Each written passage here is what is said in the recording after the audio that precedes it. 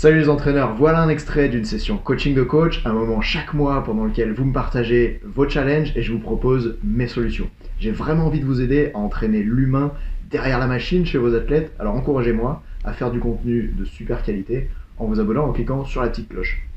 Et puis, si vous voulez faire passer votre coaching au niveau supérieur, regardez ces consultations jusqu'au bout. Prêt? Partez. Comment réagir dans le cas d'un athlète qui est à l'opposé des cas vus durant la formation au module 5? Dans la formation au module 5, vous vous souvenez, on parlait de ces sportifs qui ont du mal à rebondir parce que, on va dire, l'échec est très difficile pour eux. Donc lui, il me dit comment faire avec les jeunes qui s'en foutent de l'échec, que ce n'est pas difficile pour eux. Qu'est-ce que tu fais? Une de mes gyms a plutôt tendance en compétition à être en mode trop relax, sans pour autant être à fond dans ce qu'elle fait. Elle rate mais ne s'en soucie guère. Le problème, c'est que du coup, elle ne s'applique pas comme elle devrait et n'obtient pas les résultats qu'elle pourrait avoir. Il en va de même sur sa progression, souvent à se contenter du minimum syndical. Elle joue de ses facilités là où elle pourrait exceller en travaillant plus sérieusement.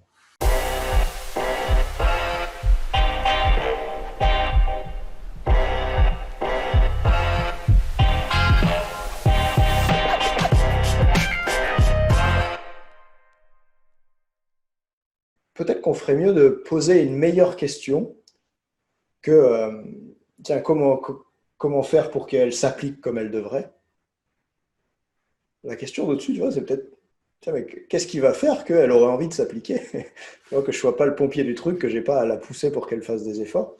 Et pour ça, j'avais envie de vous parler, moi, de la pyramide des niveaux logiques de Robert Dills, qu'on a vu ensemble dans la vidéo bonus, je ne sais pas si vous vous souvenez, du module 3. C'est ça, hein, c'est le 3, je crois.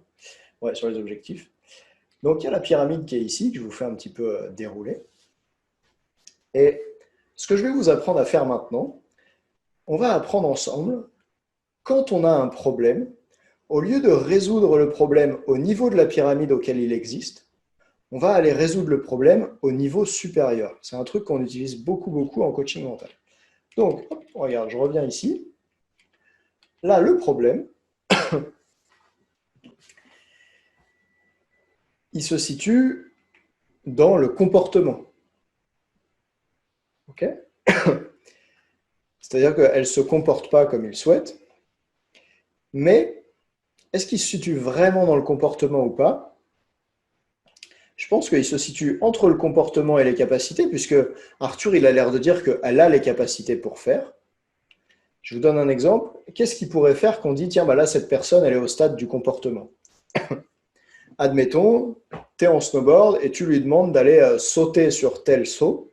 Et la personne, comment elle se comporte? Bah, elle ne fait pas ce que tu lui demandes. Au lieu d'aller prendre ce saut-là, elle va se cacher ailleurs sur la piste. Là, il y a un problème de comportement. Et toi, en très mauvais éducateur sportif, tu vas la voir et tu lui mets une grosse brassée à cette personne pour lui dire, moi, je t'ai dit d'aller prendre ce saut, tu prends ce saut, tu ne vas pas là-bas.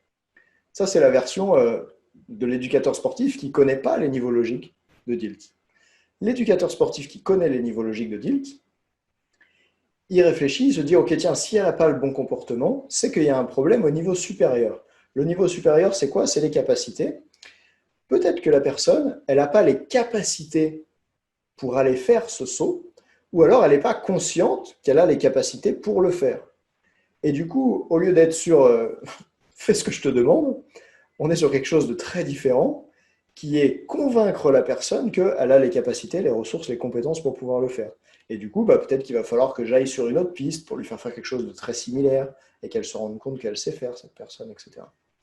Moi, ce que j'aimerais qu'on fasse là à propos de la gymnaste, c'est qu'on se dise, tiens, c'est un problème un peu lié au niveau du comportement des capacités. Elle sait faire des choses, tu vois, elle est dans cette case orange là, elle sait faire des choses, mais elle ne les fait pas. Elle ne s'implique pas à fond pour les faire. Quand ça ne se passe pas comme elle voudrait, enfin, plutôt quand ça ne se passe pas comme Arthur il voudrait, elle n'est pas très touchée non plus, ou elle n'en fait pas forcément deux fois plus. Donc on a le problème qui est à ce niveau-là. À nouveau, soit on fait le mauvais éducateur sportif, entre guillemets, hein, et on va lui faire une brassée pour qu'elle passe à l'action, tu vois. Soit on y va plutôt en mode Einstein, et on essaye de résoudre le problème en se posant une autre question. Et si la question c'était, tiens, mais c'est quoi le niveau supérieur par rapport à ça? Vous voyez, il y a écrit pourquoi. Et dans ce pourquoi-là, il peut y avoir plein de choses. Pourquoi est-ce que je fais de la gym? Tu l'as cité tout à l'heure, Alexandre. mais aussi pourquoi est-ce que je devrais faire des efforts, pourquoi est-ce que je devrais aller au bout de mon potentiel, pourquoi est-ce que je devrais faire de mon mieux, et qu'est-ce que ça signifie pour moi quand je fais tout ça. Si j'y vais à fond en mettant tous les efforts, que je prends des risques, parce que oui, la gymnastique, c'est une activité où on prend des risques, etc.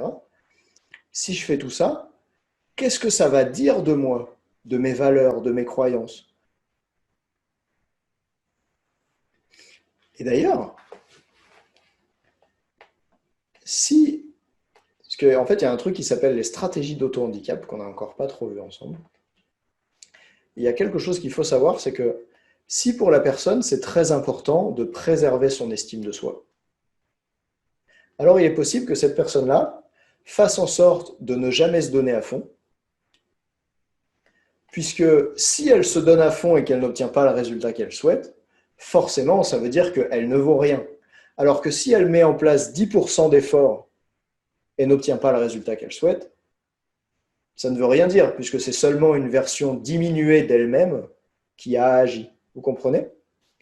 Sur toutes les stratégies d'auto-handicap, comme ça, on a des questionnaires qui sont très bien faits, dans lesquels, tu vois, la question que tu poses au sportif, c'est est-ce qu'il m'est déjà arrivé d'arriver fatigué / en ayant bu des verres d'alcool la veille à une compétition pour faire en sorte que on sache pas trop quel niveau j'ai si je me rate, quoi. Puisque comme je suis arrivé avec des capacités diminuées, pardon, on ne pourra pas vraiment juger ma performance. Alors que si je me donne à fond et que j'y arrive pas, ça va vraiment dire que je suis une chèvre. Donc ce que je veux dire par rapport à ça, c'est qu'aujourd'hui, moi je n'ai pas la gymnaste sous les yeux, je ne sais pas si elle se comporte comme ça parce qu'elle s'en fout de la gym et ou parce qu'elle veut préserver ce qu'elle pense d'elle-même, mais à mon avis, Arthur, il y a quelque chose à creuser bien au-delà de ce qu'elle fait, à creuser au niveau des croyances, des valeurs, et peut-être même plus haut que ça dans la pyramide, tu vois. Là, l'échelle du qui suis-je, c'est aussi qui suis-je en tant que gymnaste. Tu vois, quand moi je fais du snowboard, je te le dis, j'ai envie d'être un snowboarder passionné et qui s'entraîne dur pour obtenir, j'ai envie de dire, de nouvelles figures ou pour aller rider des trucs hyper agréables, tu vois. Et pour moi, vraiment, tout est lié ensemble. Pour moi, un snowboarder passionné, il s'entraîne dur. Ça veut dire qu'il est prêt à faire des trucs qui sont à la fois fatigants et où il risque de se mettre quelques chutes et de devoir faire plusieurs essais avant de réussir. Pour moi, un snowboarder passionné, il s'entraîne dur pour obtenir ce qu'il souhaite. Et du coup, chaque fois que que je vais m'entraîner en snowboard et que je m'entraîne dur, ça me permet d'être encore un peu plus qui j'ai envie d'être. Et bien, peut-être que la gymnaste dont parle Arthur, elle n'a pas le même qui elle a envie d'être que moi. Et il conviendrait du coup de trouver qui elle a envie d'être elle et de mettre en place des stratégies qui lui correspondent un peu plus. Félicitations d'avoir pris du temps pour te former, je suis sûr qu'autour de toi, il y a d'autres entraîneurs passionnés comme toi. Alors si tu penses que cette vidéo peut leur être utile, eh ben partage-la maintenant. Moi j'ai vraiment envie de t'aider à transformer la relation que tu as avec tes athlètes et à intégrer efficacement la prépa mentale dans ton intervention. Alors si cette vidéo t'a été utile, ben mets-moi un petit pouce bleu pour que je sache que c'est la bonne direction pour créer du contenu. Et puis en attendant et avant la prochaine fois, souviens-toi, entraîne l'humain avant la machine. Ciao.